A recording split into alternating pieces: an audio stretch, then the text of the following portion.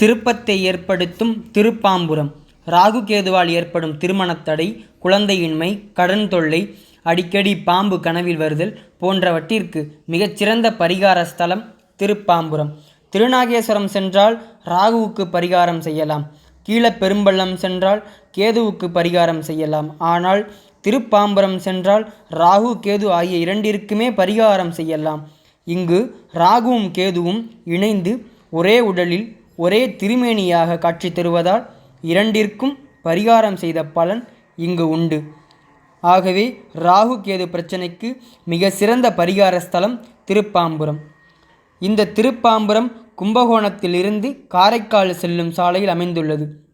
கும்பகோணத்திலிருந்து காரைக்கால் பேருந்தில் ஏறி கற்கத்தி என டிக்கெட் எடுத்து அந்த பேருந்து நிறுத்தத்தில் இறங்கினால் திருப்பாம்புரம் கோவிலுக்கு செல்ல ஆட்டோ இருக்கும்.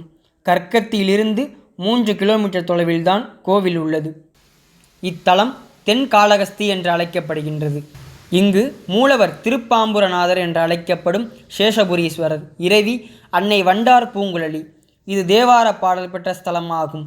ஆதிசேஷன் தலைமையில் நாக இனங்கள் சிவராத்திரி சமயத்தில் முதல் ஜாமத்தில் கும்பகோணம் நாகேஸ்வரரையும், 2ஆம் ஜாமத்தில் திருநாகேஸ்வரத்தில் உள்ள நாகேஸ்வரரையும், 3ஆம் ஜாமத்தில் திருப்பாம்புரம் பாம்புரநாதரையும், 4ஆம் ஜாமத்தில் நாகூர் நாகநாதரையும் வழிபட்டு பாப விமோச்சனம் பெற்றதாக கூறப்படுகின்றது.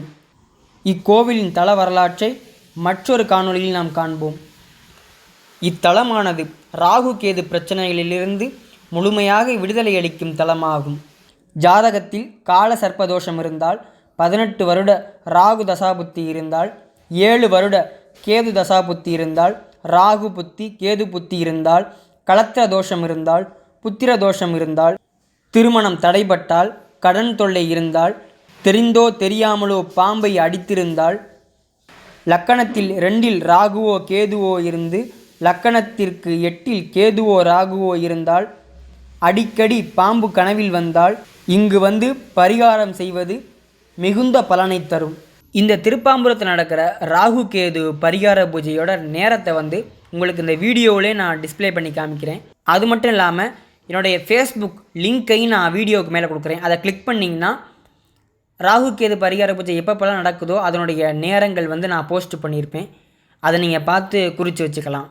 அது மட்டும் இல்லாமல் டிஸ்கிரிப்ஷன்லையும் நான் உங்களுக்கு ராகு கேது பரிகார பூஜை நடக்கிற நேரங்களை நான் கொடுத்துருக்கேன். அதிலையும் பார்த்துக்கோங்க. நீங்கள் ஃபேஸ்புக்கில் இந்த வீடியோ பார்த்துக்கிட்டு இருந்தீங்கன்னா யூடியூப் லிங்கை கொடுத்துருக்கேன், அதுக்குள்ளே போய் நீங்கள் நேரத்தை பார்த்துக்கலாம்.